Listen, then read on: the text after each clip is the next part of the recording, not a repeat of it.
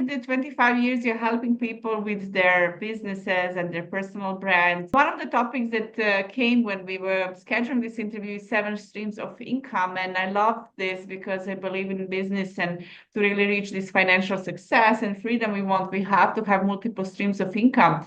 So it's a great topic to talk about, because reaching that financial, independence and freedom and success and money from your business, it's what brings also fulfillment.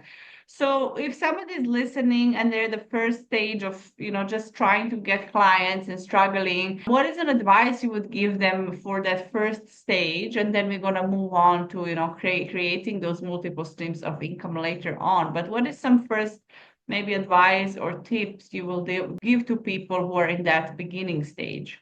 Your job is really to get out there and speak. A lot of us rely on the internet and social media in particular to sort of just add our stuff to the noise of it all. And it's very hard to sort of stand out, and people are just scrolling past. And that's why I think a lot of people sort of struggle, is because they're not standing out. And so what I recommend to my clients is you go out to the people where your audience is and you present. And for that one moment in time, you are connecting with your audience and they with you, and also with your message. So they're getting educated about what they don't know.